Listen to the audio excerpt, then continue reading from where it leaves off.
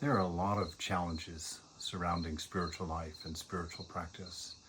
Even if you are able to sort through, literally a history and a world full of cultures and philosophies and spiritual teachings, and then all of the different religions and ideals in the world, even if you manage to sort through all of that and come up with some semblance of truth for yourself, you're still confronted daily with an ideal that's just so high and seemingly so unreachable, and you're trying something really that the world in general doesn't really support.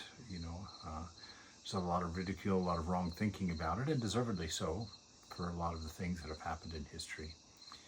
But still, there's an ideal that's locked within each one of us. This ideal of a pure love, an ideal of a real selflessness that you can see even, as I've been watching the Olympics lately, just the wonderful support that winners and losers have for each other, and the camaraderie despite, the challenges, despite the competition, despite the different countries and ethnicities, everyone coming together for the most part and showing a higher ideal of great sportsmanship. And so to deal with that intimidation of having to face, all those obstacles, there's a beautiful story of the Divine Mother here that I wanted to share, since I'm sort of on a God as Mother journey right now, enjoying my traipse through the teachings of the Divine Mother. Anyway, there's a story here. It goes like this. Chandra was a worker at the Udbodhan. Udbodhan is kind of, it's where the Holy Mother lived, and it's also where the order did a lot of their book publishing and book writing. So Chandra is a worker there, and he was very fond of eating. It was the occasion of Shivaratri, when devotees fast and keep vigil at night, spending their time in meditation, singing, and worship.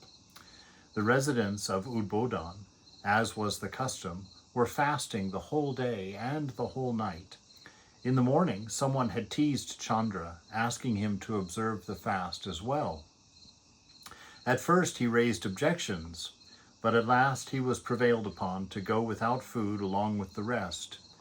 In the evening, he went to the mother's room to offer his salutations to her. The mother looked at his pale and hungry face and asked him what was the matter.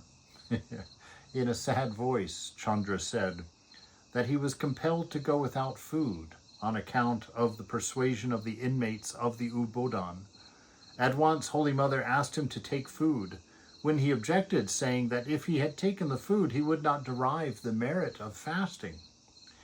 Ma said, "I will fast for you, and I will give the merit to you." Chandra beamed with pleasure and at once ate to his heart's content, and the mother went without food. This says a lot just about that relationship with the divine, that grace that is always connected with spiritual life, that perfect love that's always connected with spiritual life. That we can really count on that. Chandra loved his food, didn't want to do his fast, grudgingly did it because of peer pressure and everybody kind of pushing it on him. But the Divine Mother, seeing that, says, "No, eat. I'm sure she made him some food. And then she fasted for him." That's the relationship we have with our spiritual life, with our ideal.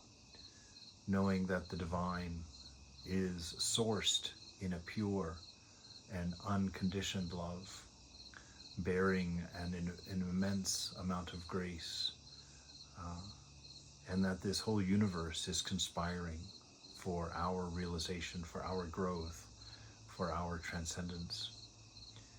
And to take faith in that, find strength in that, find relationship with the universe at large. Call it God, call it beloved, call it Allah, call it friend, call it wife, call it mother, call it father, as you like. But take up your courage in that love that's being reported from those domains. Take up your courage, find some strength, and go forward. You may not make it. You may fail. You may turn out to be horrible. You may turn out to be a lover of food, but you're not disqualified. Go forward. Put your best effort in. It'll be worth it to you in the end.